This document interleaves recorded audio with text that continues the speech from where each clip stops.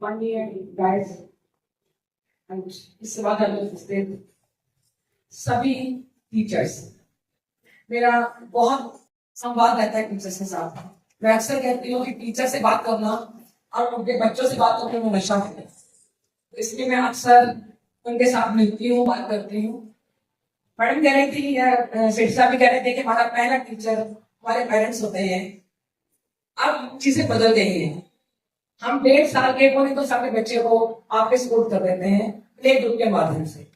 तो अब आपके ऊपर, आपकी कम्युनिटी के ऊपर रिस्पॉन्सिबिलिटी ज्यादा बड़ी हो गई है, क्योंकि 1.5 साल तक बच्चे को संस्कार देने का समय नहीं हुआ है।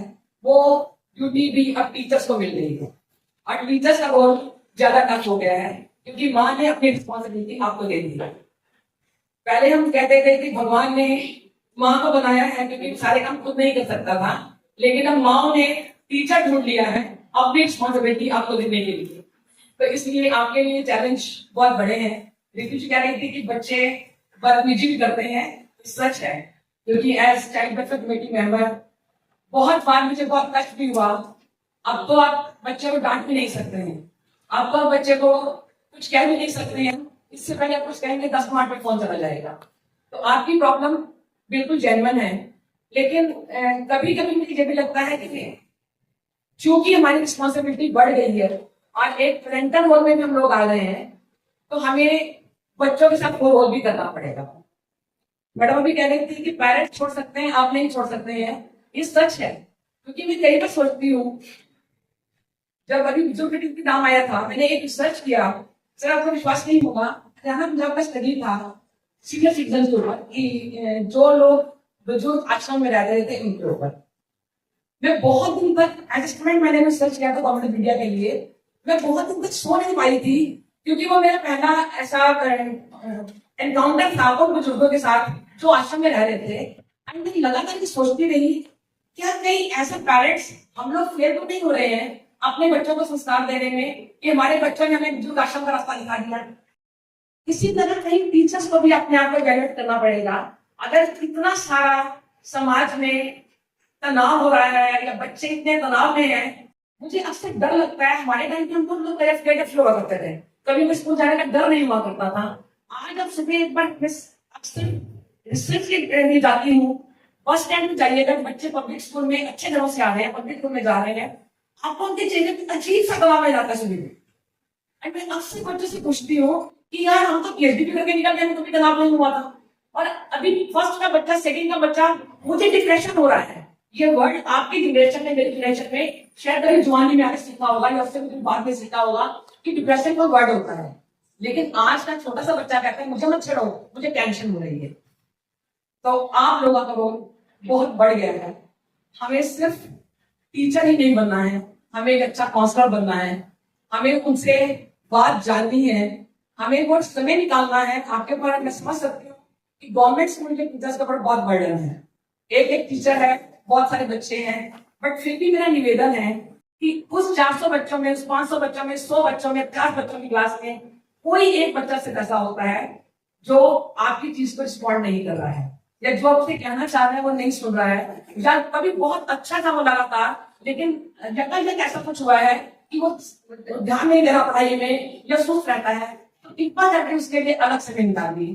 थोड़ी देर, 5 मिनट, 7 मिनट जरूर से बात कीजिए एंड जरूर उसको ठीक रास्ते पे लाने की कोशिश कीजिए। मुझे ऐसा लगता है कि हम टीचर्स के ऊपर ये जिम्मेदारी जरूर आई होती है कि हम सिर्फ किताबी कीड़े नहीं बनाए, हमें किताबी कीड़ों की जरूरत नहीं है, हमें समाज के लिए अच्छे नागरिकों की जरूरत है। और अच्छे नागरिक तभी बन पाएंगे जब वो, उनकी परवरिश अच्छी होगी, जब उनकी सोच अच्छी होगी। इतनी नेगेटिविटी भर देगी बच्चों में। अगर एक बच्चा किसी टीचर का मर्डर कर सकता है, एक बच्चा अपने क्लास के बच्चे को गोली मार सकता है, तो आप समझ सकते हैं ये दर्द सिर्फ ये नहीं है कि बच्चे खराब हो रहे हैं, ये दर्द सिर्फ ये है कि हमारा समाज किस दिशा में जा रहा है, और उस दिशा में समाज को जाने से रोकने के लिए सिर्फ और सिर्फ टीचर ही काम कर सकता है। उससे थोड़ा सा समय निकालना पड़ेगा उस बच्चे की काउंसलिंग करने के लिए, एक थोड़ा सा एटीट्यूड चेंज करना पड़ेगा। वो जमाना चला गया। मैं अक्सर जब लेडीज के साथ बात करती हूँ तो उनसे कहती हूँ कि जब अपने बच्चों के साथ बात करते हो तो ये कहना छोड़ दीजिए कि हमारे जमाने में ये नहीं होता था। आपके जमाने में एक अखबार जो छपता था वो 3 दिन के बाद दूसरे स्टेशन पर पहुंचता था। आज अगर अमेरिका में सांस भी लेता है तो आपको उसकी आवाज ना सुनाई देती है। तो इसलिए कृपा करके बच्चों के ऊपर ये जो इंफॉर्मेशन टेक्नोलॉजी है इसने बहुत तनाव दे दिया है, हमें इससे उनको मुक्त कराना है।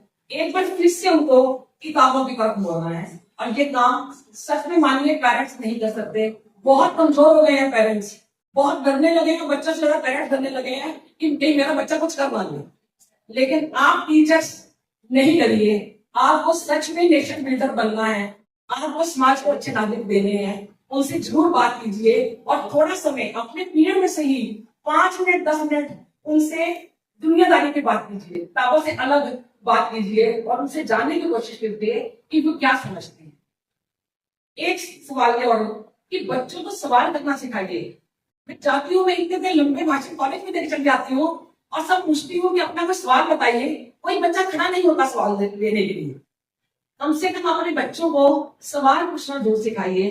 प्लीज उनको डिस्करेज नहीं कीजिए, चाहे उल्टा सीधा कुछ भी बोले, आप उसको डिस्करेज नहीं कीजिए, उसके सवालों का जवाब दीजिए एंड बी ओपन। अगर कुछ मैं नहीं जानती, अगर कुछ आप भी नहीं जानते हैं, अगर तो बच्चा ऐसा भी सवाल पूछ लेता है कि हम नहीं जानते हैं, तो हमें इतना ओपन होना चाहिए कहने में कि बेटा इस पर कल बात करेंगे, कल आप भी पढ़ जाना, मैं भी पढ़ के आऊंगा, फिर से बात करेंगे। तो शायद हम ज्यादा कॉन्फिडेंस बच्चे में क्रिएट कर पाएंगे। मुझे लगता है कि बस इतना ही काफी है।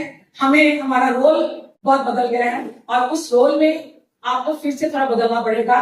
लेकिन मैं नतमस्तक हूँ, क्योंकि आज डॉक्टर इंजीनियर सब बनाने वाले आप ही लोग हैं, और आप ही लोगों को एक अच्छा समाज का निर्माण करना है, इसलिए आपका दायित्व बहुत बड़ा है।